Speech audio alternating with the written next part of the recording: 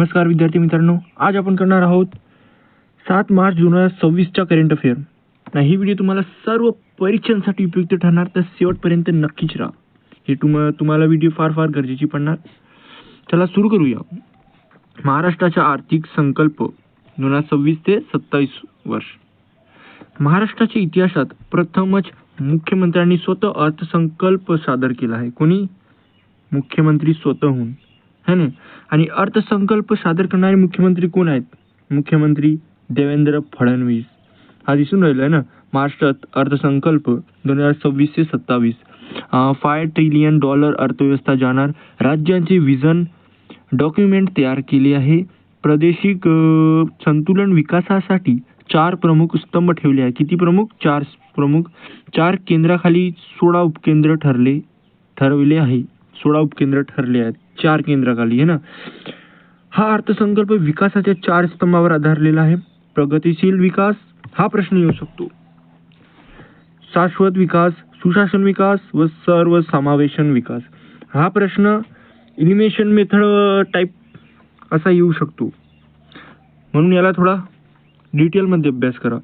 आता आपण बघणार आहोत अर्थसंकल्पातील प्रमुख तरतुदी काय होती। त्याची तरतुदी होती जगातील 30वी मोठी अर्थव्यवस्था। ऑस्ट्रेलिया, नॉर्वे आणि बांगलादेश यासारख्या देशापेक्षा मोठी अर्थव्यवस्था स्थापन करणे। राज्याची अर्थव्यवस्था $1 लाख कोटी पर्यंत नेण्याचे उद्दिष्ट आहे। कोणाचे उद्दिष्ट आहे? राज्याची अर्थव्यवस्था $1 लाख पर्यंत नेण्याची महाराष्ट्र आर्थिक संकल्पाची 2026 ते 27 या वर्षाची। 2047 पर्यंत राज्याची अर्थव्यवस्था $5 लाख कोटी करणे हा उद्देश आहे। राजकोषीय तूट 3% पर्यंत ठेवणारे महाराष्ट्र हे देशातील एकमेव राज्य ठरले आहे। किती? 3% पर्यंत ठेवणारे।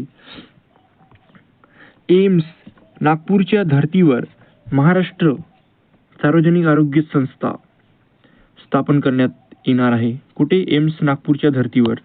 दरेगाव, सातारा येथे नर्सगोपचार केंद्र उभारण्यात जाणार आहे। मुख्यमंत्री एकनाथ शिंदे यांचे मूळ गाव कोणता? दरेगाव, सातारा। कृषी GDP 2047 पर्यंत $55 अब्ज वरून $500 अब्ज पर्यंत आणण्याचे उद्दिष्ट ठेवण्यात आले आहे। महाराष्ट्र शासनाद्वारे 2026 ते 27 हे वर्ष सामाजिक समता व समसरता वर्ष म्हणून घोषित करण्यात आलेली आहे। महात्मा ज्योतिबा फुले यांची 200वी जयंती, संत गाडगेबाबा महाराज यांची 150वी जयंती, दिवंगत उपमुख्यमंत्री अजित पवार यांचे नावाने गतिमान नागरी सेवा पुरस्कार देण्यात येणार आहे। सावित्रीबाई फुले यांचे जन्मगाव नायगाव, सातारा येथे स्मारक व महिला प्रशिक्षण केंद्र उभारण्यासाठी मान्यता देण्यात आलेली आहे। महाराष्ट्रामध्ये यशवंतराव चव्हाण महाराष्ट्र अनुवाद अकादमीची स्थापना करण्यात येणार आहे। कुठे? महाराष्ट्रामध्ये। 5 लाख हेक्टर क्षेत्र नैसर्गिक शेतीखाली आणण्यासाठी पुढील 2 वर्षांमध्ये महाराष्ट्र नैसर्गिक शेती अभियान या नवीन योजनेची अंमलबजावणी करण्यात येणार आहे। पशुपालनाचा वाटा 25% पेक्षा जास्त वाढवण्यासाठी मुख्यमंत्री ग्रामीण पशुधन उद्योजन योजना सुरू करण्यात येणार आहे। काय उद्दिष्ट होता याच्या? मुख्यमंत्री ग्रामीण पशुधन उद्योजन योजनांच्या पशुपालकांसाठी 25% पेक्षा जास्त वाढवणे। आता आपण पुढे चालू। संयुक्त राष्ट्र संघटनेने 2026 हे वर्ष आंतरराष्ट्रीय महिला शेतकरी वर्ष घोषित केले आहे। त्यानिमित्त महाराष्ट्र सरकार गोपालन, कुक्कुटपालन व शेळीपालनासाठी कार्यक्रम राबवणार आहे। वसोटा किल्ला, सातारा येथे रोपवे प्रकल्प मुळावडे ते वसोटा सुरू करण्यात येणार आहे। राज्यातील 3री चित्रनगरी म्हणजे की फिल्म सिटी नवरगाव नागपूर येथे सुरू करण्यात येणार आहे। कुठे? राज्यातील 3री चित्रनगरी नवरगाव येथे। महाराष्ट्र राज्याला ॲनिमेशन, गेमिंग आणि व्हिज्युअल इफेक्ट क्षेत्रात जगात अव्वल बनवण्यासाठी AVGC XR 2025 धोरण जाहीर करण्यात आले. या अंतर्गत मुंबई येथे इंडियन इन्स्टिट्यूट ऑफ क्रिएटिव्ह टेक्नॉलॉजीची सुरुवात करण्यात आली आहे. कुठे? मुंबईमध्ये Indian institute of creative technology सुरुवात करण्यात आली आहे. बल्लारपूर चंद्रपूर येथे टिंबर म्युझियम व झायलेटियम उभारण्याचे प्रस्तावित आहे. राज्यात राज्य आपत्ती व्यवस्थापन स्थापन मिहान नागपूर येथे स्थापन करण्यात आहे. कुठे? नागपूर येथे आपत्ती व्यवस्थापन संस्था. महाविस्तार AI प्लॅटफॉर्ममुळे काय दिसतोय? महाविस्तार AI प्लॅटफॉर्ममुळे शेतकऱ्यांना पीक सल्ला देण्यास मदत होत आहे. तर स्मार्टफोन नसणाऱ्या शेतकऱ्यांकरिता वसुधा ही व्हॉइस सेवा सुरू करण्यात आलेली आहे. वसुधा ही पुण्यश्लोक सहिल्याबाई होळकर शेतकरी कर्जमाफी योजना.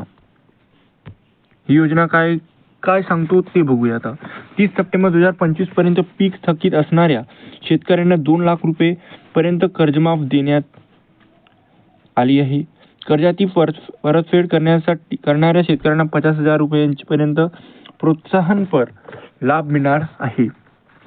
महाराष्ट्र सरकारने कर्जमाफीसाठी प्रवीण परदेशी यांच्या अध्यक्षतेखाली समिती स्थापन केली आहे. शेतकऱ्यांच्या कर्जमुक्तीसाठी या अगोदरच्या योजना महात्मा ज्योतिराव फुले शेतकरी कर्जमुक्ती योजना 2019 मध्ये स्थापन करण्यात आलेली होती आणि या अंतर्गत 30 सप्टेंबर 2019 पर्यंत थकीत असलेल्या 2 लाखापर्यंत पीक कर्ज माफ करण्यात आले. छत्रपती शिवाजी महाराज शेतकरी सन्मान योजना केव्हा स्थापन करण्यात आली होती? 2017 मध्ये.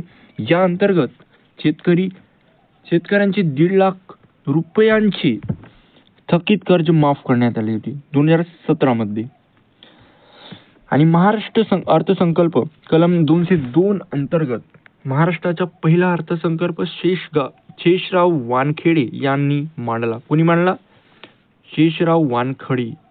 महाराष्ट्राचा पहिला अर्थसंकल्प यांनी मांडला. सर्वाधिक वेळा अर्थसंकल्प सादर करणारे कोण? शेषराव वानखेडे. 13 वेळा. किती वेळा?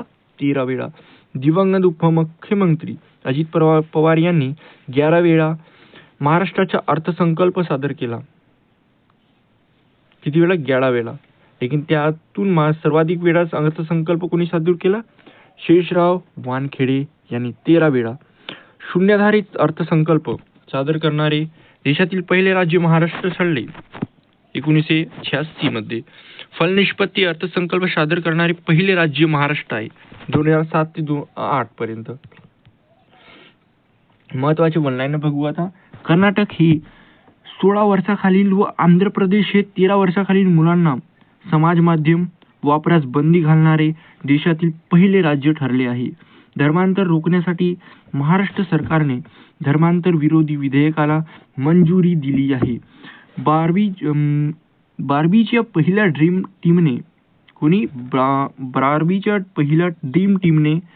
टीममध्ये सन्मान मिळवणारे स्मृती मंदना जगातील पहिली महिला क्रिकेटपटू ठरली आहे. कोण? स्मृती मंदना.